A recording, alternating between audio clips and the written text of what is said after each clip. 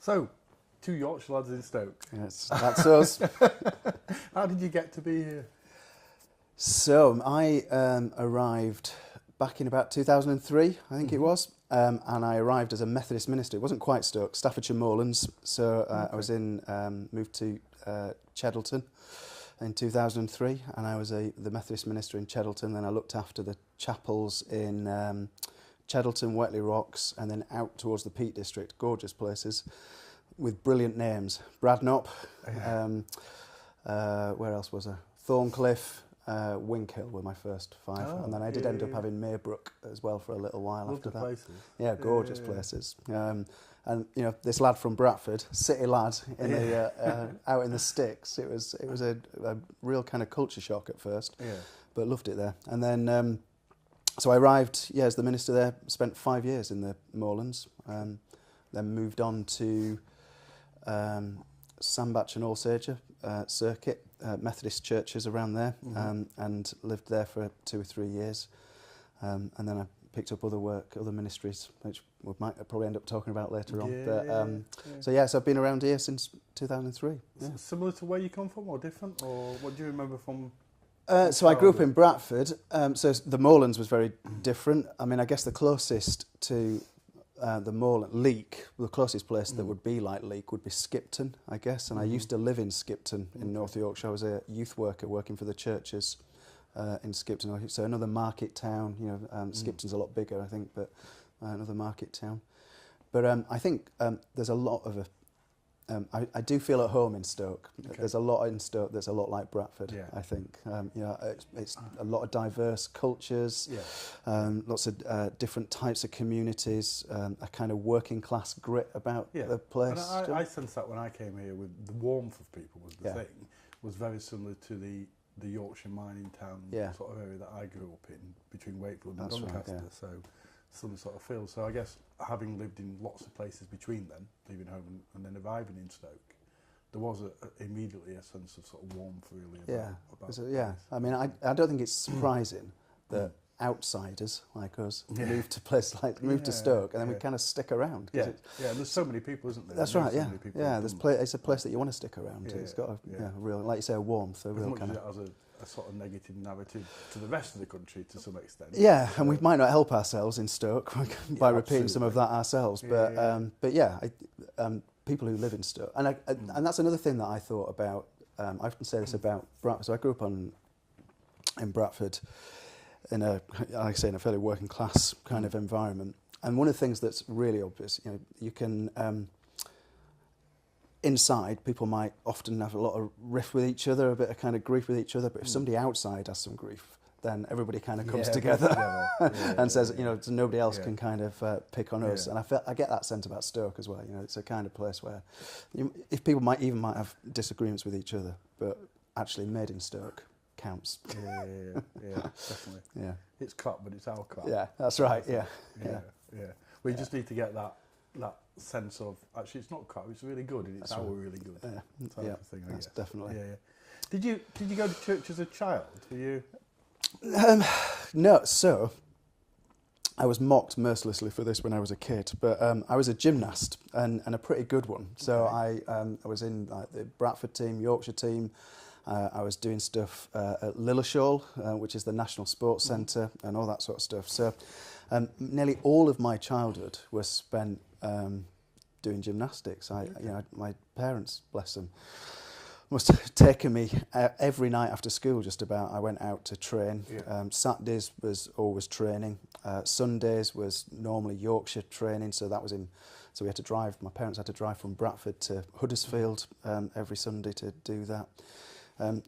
So there wasn't much time for kind of any other kind of stuff. Did your parents go to church? Were they church at all? So there's a history in a church of my parents going to of church going in my family. The biggest history, I think, in my family is on my dad's side, which is Boys Brigade. So my dad was a big Boys Brigade guy. My mum and dad used to run a youth club in Bradford when, obviously before I was born, and I think when I was really young. And so there was some of that history around. But I I don't ever remember going a lot to church as a kid, but I do remember my brother was big in Boys Brigade. So I never really fit into... Younger brother, sorry, younger. Yeah, he's 3 years younger than me. He was big in Boys Brigade, and he kind of kept on the family tradition. I didn't deal well with uniformed organisations or anything that told me what to do. And back in those days, you had to get your card stamped, to kind of get badges and stuff. Yeah. So my brother used to go to church a lot, and I think if I was being taken to to gymnastics, then one of the other parents would take my brother to church. But the real time when I got into church was when I was 16. So I got knocked down by a Nissan Micra out of all cars. You remember it? Yeah, I do. I had to, my house, and so Bradford has a 3-tier education system, or it did then.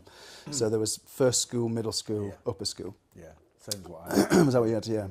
And so my middle school was right opposite my house.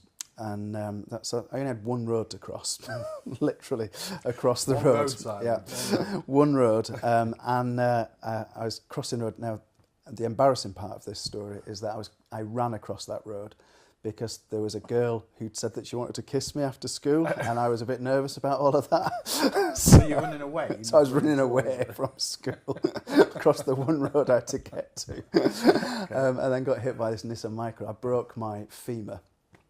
In fact, I ended up breaking it twice because I broke it, went into hospital, they let me out, and then I was at home. I walked up the stairs and it broke just standing on it. It just wasn't healed properly, which was absolute agony. And I did go back to gymnastics after that. I was just going to say, so gymnastics was still your life at that point? Yeah, up until that point. And I did try and go back, but I was out of action for like 3 or 4 months. And the truth is, training was really hard. I loved winning. Hated training. Okay. So I didn't need much of an excuse to kind of pull back, I think.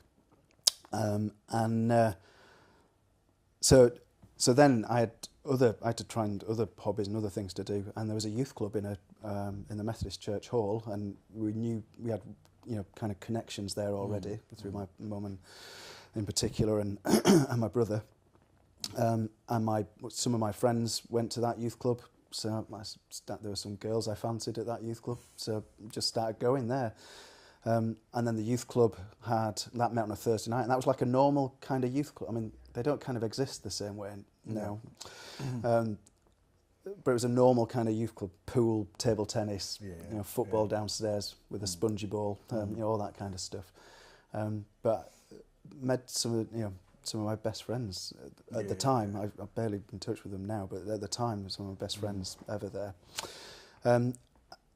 That was on a Thursday, so that was no kind of religious-y thing. It wasn't any faith other than it was in the church hall. And then they had a thing on a Sunday evening that they called Youth Fellowship.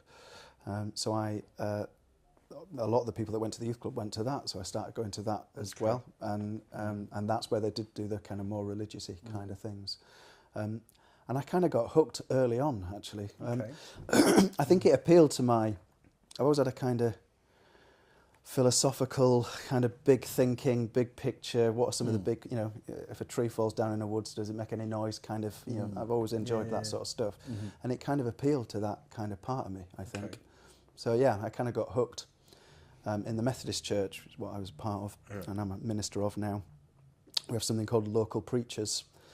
So you're not ordained, you don't get the dog collar, but you get to preach on a Sunday and do those things. And I started that really early on. I think I was about 17, 18 when I started training to do that. So yeah, I was definitely hooked. And it was an interesting time because I was 17, 18, and I wasn't much different to other 17, 18-year-old lads, girls, alcohol, nightclubs, all that sort of thing. So I had that bit of my life, and I had this other bit of my life, which was faith. And there was quite a bit of time when they were in wrestling with each other. But I think I managed to hold them together enough to make sense of life and kind of get on. Was this a personal thing that made it at odds, or was it the people around you that made it at odds? Was it other people? I think it was a personal thing as well. I think. I mean, I tended to keep those two parts of my life quite separate. Well, there were parts of my life that were quite separate. So I started working at a chemical company in Bradford. So Bradford's famous for its textile industries, and that all collapsed. But it rose up next to it a chemical industry that used to service the textile industry. Yeah. That all carried on, okay. But the textile industry had disappeared. Yeah. So there was a lot of chemical companies. So they found a new market. Yeah, and I ended up getting a job after sixth form in one of these chemical companies, and my life in that world then was quite distinct from my churchy world. Okay. But I still had my kind of churchy friends who were also 17, 18, and we'd, so like the youth club on a Thursday, I carried on going there until I was like 18. But the only reason we went to that youth club was so we could go to the pub across the road afterwards, which was the Green Man. So you'd go there, you'd still got the youth club, but then you'd all end up in the pub after and stuff. So there was that bit that didn't feel too bad, I don't think. Okay. But I think there was some internal tension about some idealised image of what a Christian might be, and a sense in which if you're going to survive being an 18, 19, 20-year-old lad in Bradford, what's expected of you? And going out and clubbing and pulling and all the other kinds of stuff that's there. And I wouldn't say that I didn't land on either side of those things. I just seesawed from, some days. I remember once thinking, I'm drinking too much, and so I decided I wasn't going to drink, and that lasted about 2 weeks. And then so I was on coke for 2 weeks. And of course in Methodism, we have a deep tradition of teetotalism and not drinking stuff. So yeah, it was all, those times were kind of more difficult. I remember going to, for instance, this is a classic actually, I forgot this story. Remember going out on a big stag night in Newcastle upon Tyne, and the coach dropped us off it was a Saturday night, coach dropped us off on a Sunday morning, and I had to go and preach that Sunday morning, and so I'd just done a big stag night in Newcastle, and then I was leading a service the next day. So there was things like that were kind of different. Yeah. Okay. But was it the people in church you were listening to preach?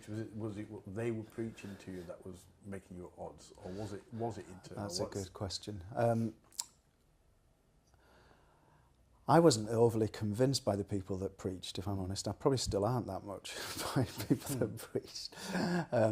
Because that's partly the reason why I wanted to get into this, because I was asking the kind of questions that I didn't feel that were getting answered from the front of the church. And so I set off kind of exploring these questions. So questions like, so the Christian faith says things like, you might hear in churches and within the Christian faith, Jesus Christ died to save your sins. You might hear that phrase in various places. And I remember sat there at 18 thinking, how? How did that actually happen? He didn't even know me 2,000 years ago. So so I had no idea what bad things, didn't know me, and certainly didn't know the bad things that I might do or could do and what all that. So I kind of wanted to find out about that. And I remember a preacher talking about that in a service once. And so I went to have a word with them afterwards, and they gave me an answer. I thought, I just don't believe that. I'll find out for myself, and just kind of set off exploring. And that's been the kind of my story all along, really. So we call it sometimes a hermeneutic of suspicion. So if somebody tells me something, I want to ask a question. Why? Exactly. How? Is that really kind of how it is? So, and so actually I came to faith. I talk about my faith in terms of questions rather than in terms of certainties because of that. In search of. Yeah. So I'm kind of seeking out meaning, I think, is what my faith does for me. Okay. Yeah. And you've taught theology. You spent some time. I have. So we all end up, to be a minister, an ordained minister, and to get the dog collar. So that means, people who get called reverend somebody, so priests, ministers, whatever language you want to use for that. We all have to get trained somewhere. And so the Methodist Church, we, at the moment, and for the last kind of 6-7 years, we train all our ministers in Birmingham at a place called the Queen's Foundation. And so I was a tutor there for 7 years. So I only finished there in September.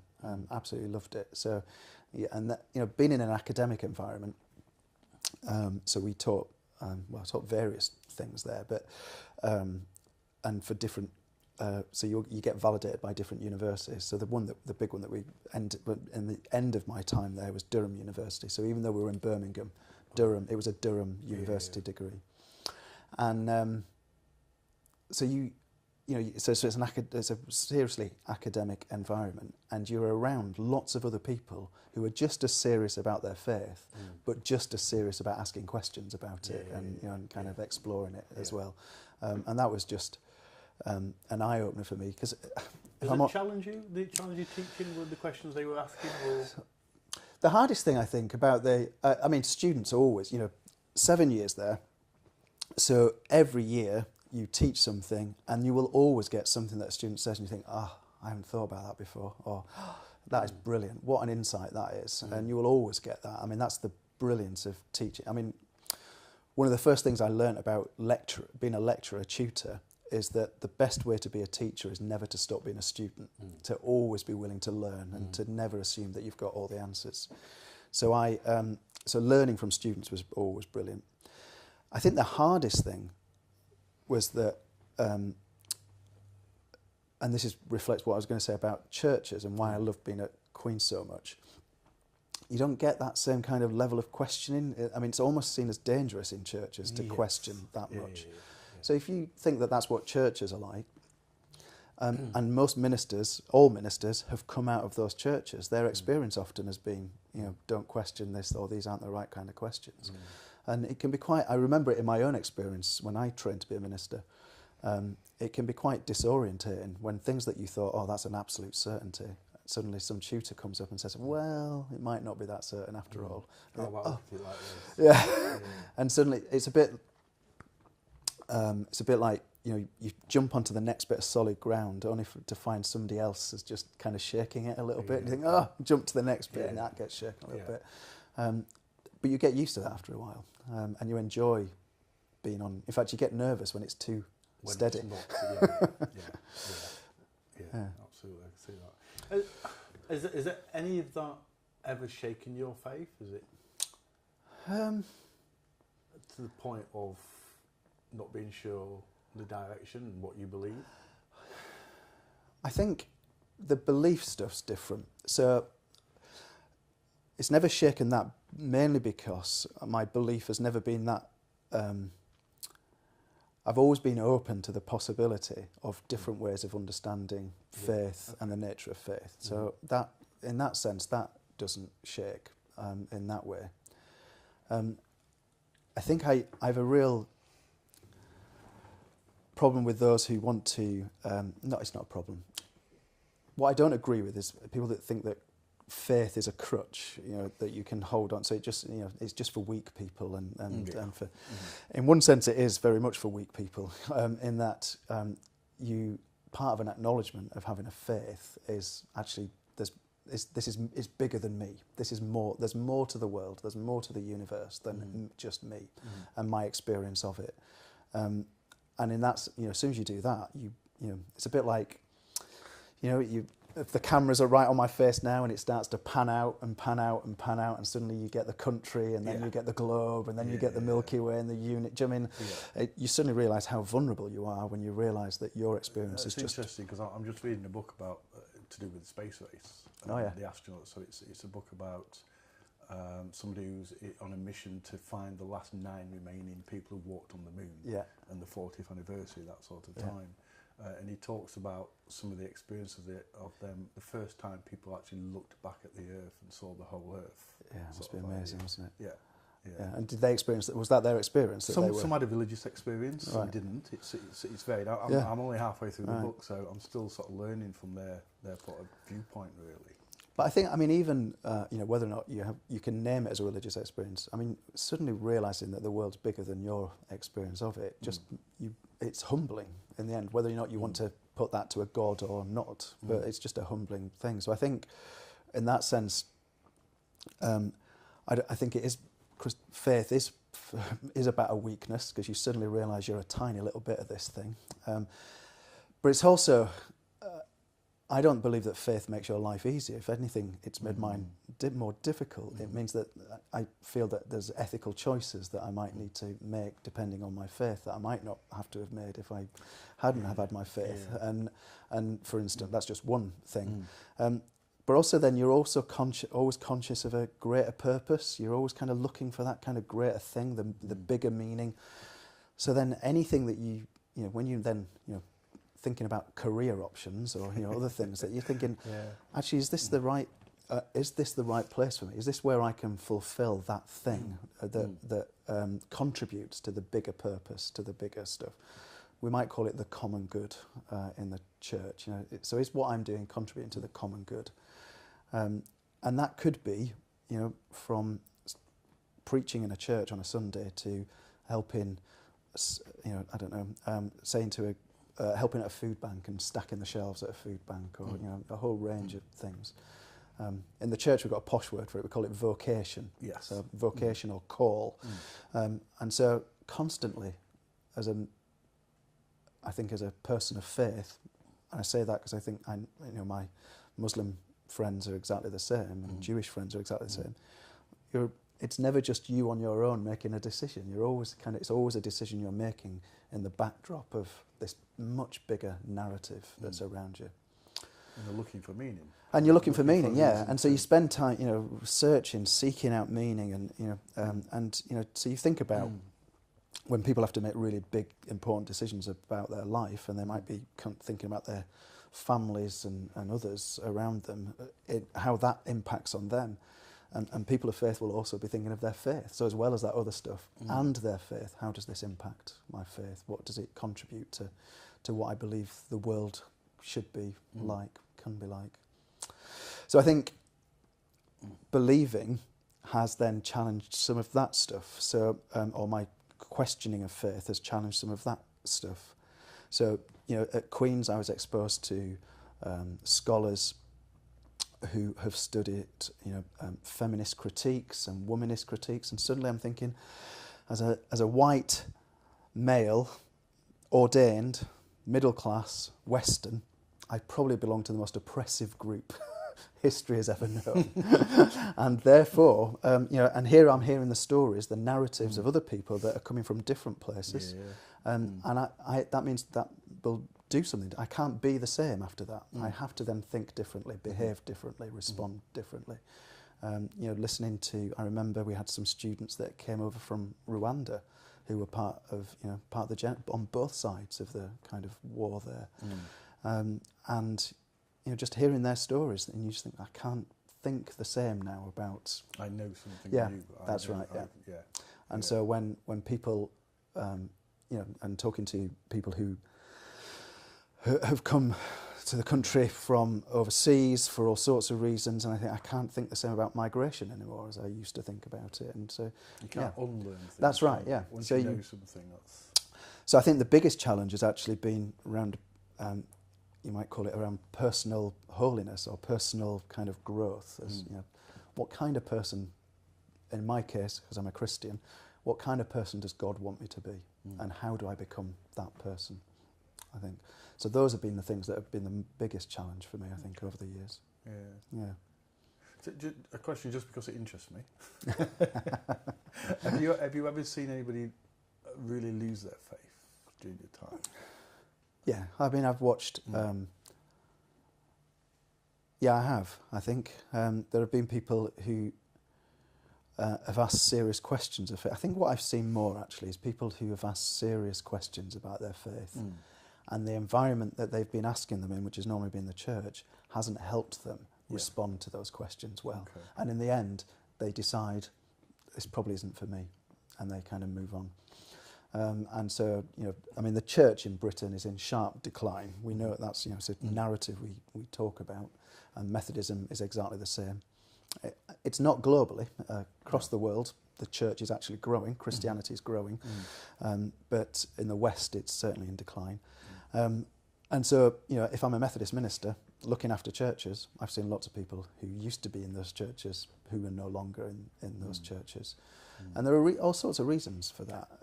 Some of it's you get out of the habit. People move and they just get out of the habit of going to church. Some of it is because once they don't have to go, they think, oh, thank God for that, it's boring. It's absolutely dull. It's a weight off my shoulders. Yeah, I was talking to a guy who kind of, is a good friend actually, and he was saying that he suddenly felt that there was a God. He'd come to that kind of realisation. He said, but I don't want to go to church.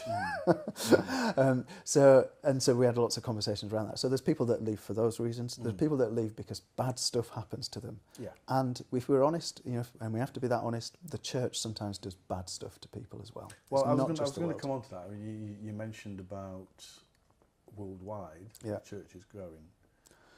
What sort of church is growing? Exactly, yes. You know, and historically the church hasn't got a good reputation for being Christian necessarily, as we would understand it. The church has sometimes struggled to be inclusive, certainly, and we have sometimes. I mean, if you go back, thousands of years, Alaska, 1,000 years, we have all been all too willing to go to war over all sorts of things. We call that period of time Christendom. So it's when. So now, there's a big difference certainly in the West, in most Western countries, between the state, the government, and religion. Back in the days of Christendom, state and religion was the same thing. The church governed. It literally picked kings and military leaders and queens and things. And we probably weren't at our best then. And I think that we, at times recently, we're probably not at our best. And it's not just, the church is growing in the two-thirds world, which is where they are growing, the kinds of churches that are growing there. We can do just as horrible things to each other in the West and church as well. It's interesting that the church was probably at its most powerful at those times. Yeah. Maybe, it's true to say. Yeah, definitely.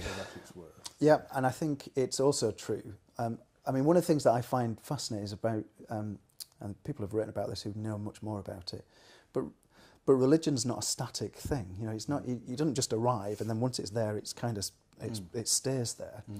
Religion is this moving, kind of changing thing, and so Christianity is currently 2,000 years old, give or take. Islam's around, 1,500, 1,600 years, give or take. If you think about what Christianity was like 1,600 years. In those countries where it's growing, it arrived in those countries at different times. But often a lot of those countries where Christianity is growing, it was the great Victorian philanthropists and missionary groups that came, and there's all sorts of stuff written about. We call that post-colonial studies, and the ways in which Christianity arrived in some countries, and not only brought Christianity but brought a Western kind of thought and Western ideas. Sometimes we say it's difficult to separate church and empire. So you've got the empire, and that's why I get nervous about any forms of kind of nationalism and empire that wants to take us into that kind of world of empire. Because I know what the church did with that in its time, and it wasn't, and we weren't good at that. So I wonder. So I think the church in those countries where we might be more nervous about their inclusivity in particular, and mainly we're talking about sexuality issues and around. Homosexuality in particular, and transgender people and others. These are big issues, and there's been some people can Google it. The UMC, the United Methodist Church, which is the Methodist Church in America, very recently had made their general conference, which covers globally, really, not just kind of locally, and they made some really big decisions around the way in which they want to treat gay people in the future. Which I certainly don't agree with, and many people didn't agree with. And we've got to we're living with that kind of dynamic tension. And all we can believe in the church, I think, is that I think the most important thing for me, somebody asked me recently, what is good news for you? So we talk about good news all the time in the church. What is good news for you? And I think the good news for me is that the worst thing isn't the last thing. So there's always something better to come. And I think that at the moment that there's some horrible things that are happening and that we're doing ourselves. But let's pray it's not the last thing. There's something better to come. Absolutely. I'm hoping you'll pop in on a regular basis, and we can have these chats, because there's so much we could talk about. I know, I could go on for hours. Well, we don't want to bore everybody. No, that's right. Yeah. Let's save that for. And I need to read some books just to keep up, to find out what I remember. Correct. Yeah. So no, I'd be love to. If you're willing to pop in, that'd be great. Definitely. We can talk about some of these issues. Yeah. That's one of the issues we'd love to talk about from here, and so many more. Yeah. Yeah. People could send and can comment. It'd be great. Comment, if people are watching, if you're watching, you want to comment on what we're doing, we can reply to you. We can, we can include you in the conversation as well. Hopefully, Very good. So that would be great. Brilliant. Thank you for popping in, Simon. Thank you. We'll see you again soon. Hopefully. Right, Brexit.